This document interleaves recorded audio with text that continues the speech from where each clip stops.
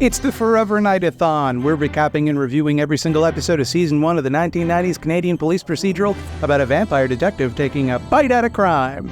The title of Episode 6 is Dying to Know You, and I'm not really sure why. It opens with a rich lady and her daughter going on a shopping spree. The driver takes this opportunity to have a little nap. He doesn't notice the conspicuously dressed guy in a chauffeur outfit approaching him, and oops, the lady and the daughter get wicked kidnapped.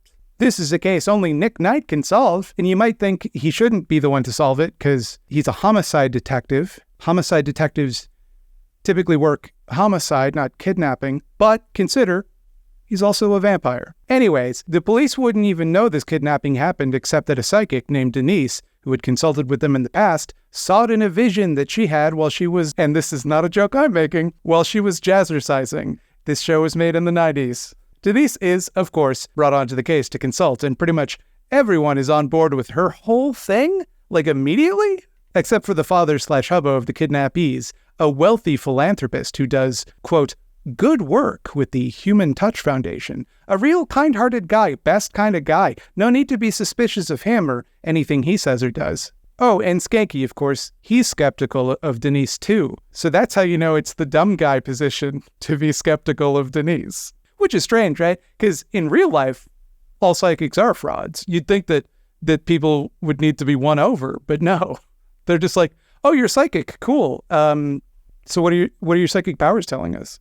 Denise reveals the location of the chauffeur's body, but also some spooky reused footage of Nick looking like a big creepy vampo. Every time she sees Nick's creepy face, she loses her shit, afraid that she's having delusions of vampirism. Nick flashes back to a deeply traumatic memory from Puritan times. The trauma I am referring to, of course, is this wig. This dude, Matthew, keeps having visions of Nick doing vampire shit, but Nick gaslights him until eventually he algorithms himself. This is the moral dilemma at the heart of this episode. Should Nick tell Denise his secret, or should he, not do that and let her think that she's crazy, like that time he did that and his friend died? I don't know, tough choice. Maybe if he watches her in visible distress several times, and also his refusal to be upfront causes obstructions in the investigation, he'll figure it out. Or maybe, hear me out, he'll do nothing and watches her mental health spirals downwards, and then take her along to the rich guy's mansion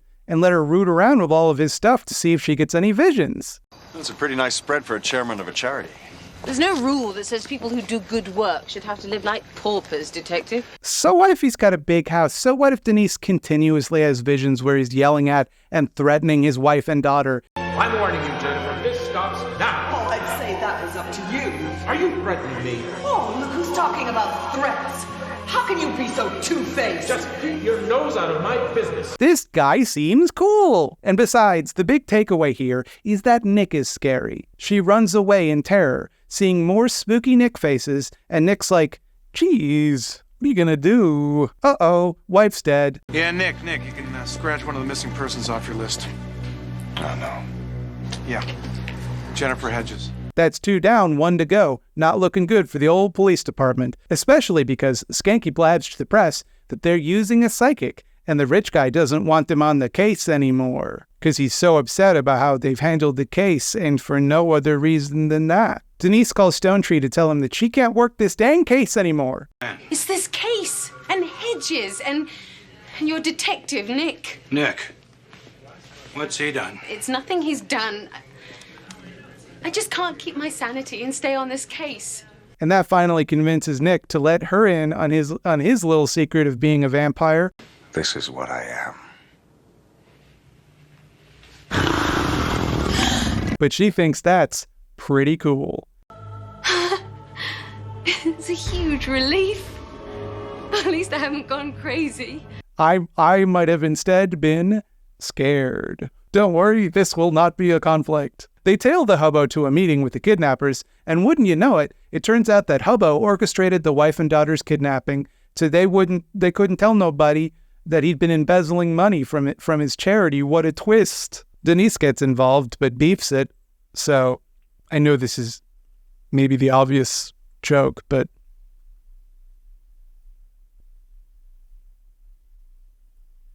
should have seen that one coming. Nick is very sad about this. A sad song plays over flashbacks to all the good times he and Denise shared over the past few hours, and then they run out of dialogue that's like at all meaningful and just repeat every line of dialogue they had spoken, because I guess they really had to kill time in this episode, and this is something they will do again in future episodes when they just need to kill some time and just play a song. Hope that's good enough.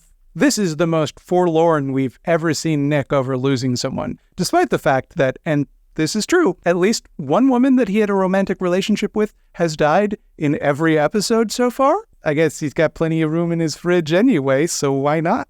I feel like there's room for women to do other things in stories than die to make vampires sad.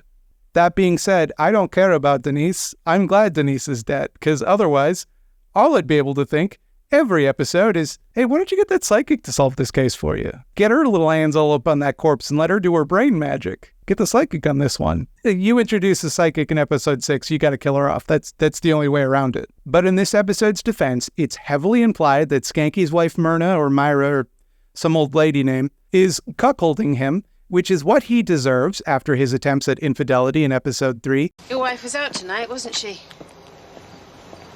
Yeah, she was bowling. Yeah, that's right.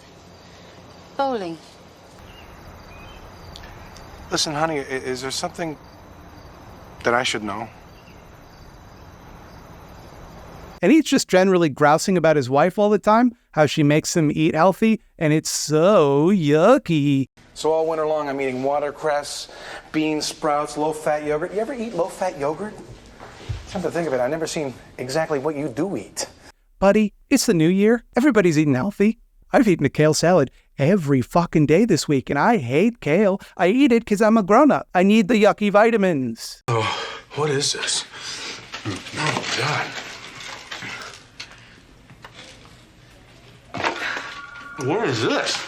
Tofu. Oh. Don't you like it? Why do you hate tofu so much, dog? Tofu, at its worst, is flavorless. That is the worst it can be. It absorbs flavors. You only need to do the bare minimum to make tofu taste good. Just shut up, Skanky. Sometimes our body needs yucky food. Sometimes that's what our body needs, to be strong. Vitamin yuck.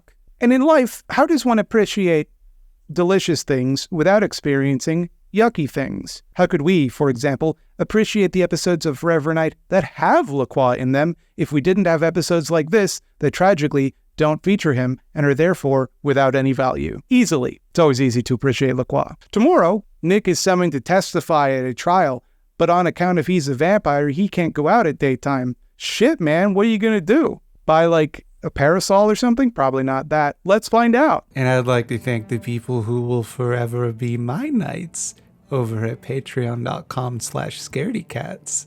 In particular, I'd like to thank Verbena, Cooper Holmes, Joe McClory, Liz Widow, Maston Ginger, James Garford, C.H. Phillips, Gideon, Charlotte Hollingsworth, Devin Kaler, Spooky Heather Sylvia, and definitely Todd. And I, Bobby Duke, the star of the channel, would like to thank the following people who's also the stars of the channel on account of their support on patreon.com/scaredycats. We got Jay Torney, Schadenfraulein, Lanston, Rachel Rat, Kato Moore, Carpad, Josh Manez, Hyla Tracy, Louisa Prito, and Jesse.